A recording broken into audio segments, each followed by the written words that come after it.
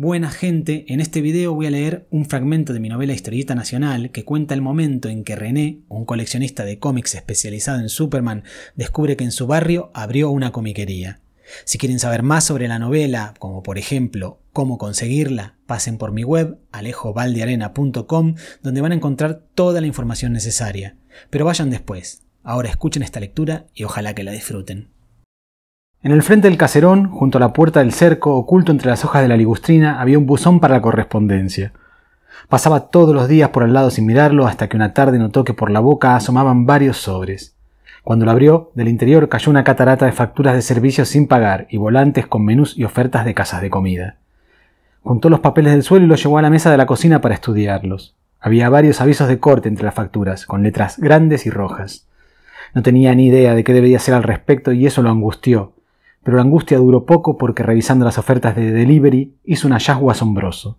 Encontró un volante ilustrado con una imagen del dios nórdico del trueno sobre la que decía Valhalla Comics en letras de aire gótico. Había escuchado hablar de la existencia de algunas librerías especializadas. Les decían comiquerías, una palabra que le hacía doler los oídos. Nunca le habían interesado porque no había nada que su puestero no pudiera conseguirle. Lo servía a demanda, poniendo en sus manos un catálogo con las novedades mensuales de la industria norteamericana, que también incluía reediciones, compilaciones y un listado de precios de números atrasados. Aunque no las hubiera visitado, sabía que las comiquerías estaban en la ciudad, donde vivía la gente que leía cómics. Siempre había tenido que viajar para conseguir material. Que de pronto alguien lo vendiera en el suburbio salvaje en el que le había tocado nacer y vivir era simplemente inverosímil. Pero al pie del dios del trueno decía Galería Primavera, local 9, General Green. Conocía esa galería. Estaba a unas pocas cuadras de su casa, sobre una de las dos calles comerciales de la localidad. Durante su infancia había albergado una mercería de la que la tía era clienta.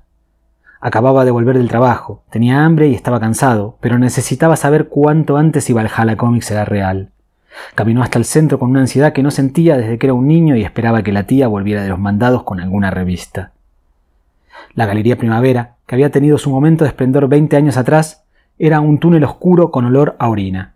Todos los locales tenían las vidrieras veladas con papel de diario y carteles de alquiler, menos uno del fondo en el que había luz. Recorrió el túnel haciendo apneas para respirar el mínimo posible de ese aire apestoso y se plantó delante del local iluminado.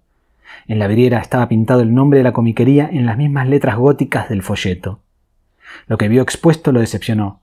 Eran saldos del mercado español y algunas revistas infantiles, como si existiera la posibilidad de que un niño llegase hasta el fondo de ese túnel del terror. Entró para amortizar el viaje, sin esperanzas de encontrar material decente. El local era un cuadrado. El mostrador estaba en un rincón y contra las paredes había tablas apoyadas en caballetes, sobre las que reposaban las cajas con el material.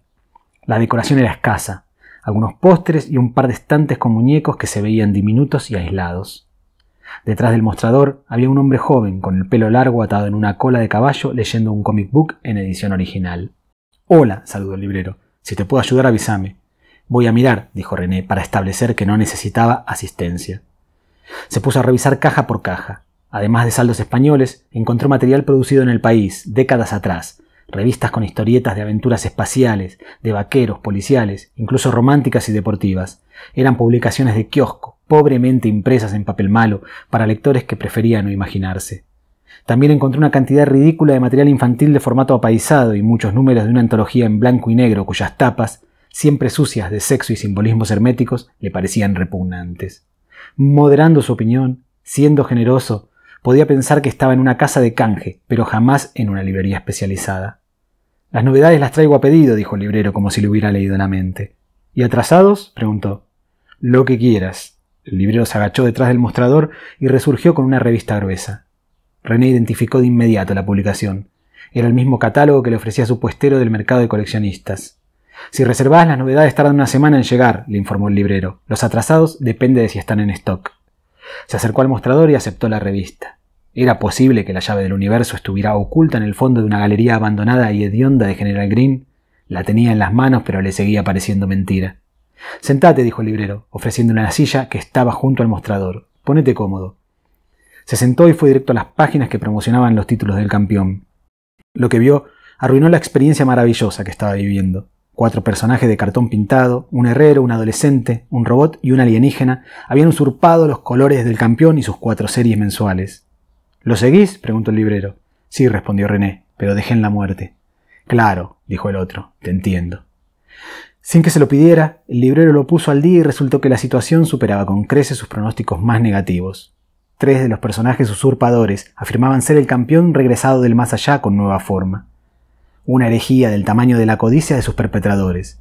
Estaba claro que la idea era estirar el truco publicitario todo lo que fuera posible antes de usar otro truco, más barato incluso que el de la muerte: la resurrección. Morir y resucitar, para llamar la atención, era algo que hacían los personajes menores. Jamás iba a perdonarle a los sátrapas que rebajaran de esa manera al campeón. Su opinión sobre el material, sin embargo, no le impidió encargar los números perdidos. Pidió incluso el repudiado número de la muerte, porque lo que más deseaba en ese momento era ver su colección completa y en marcha.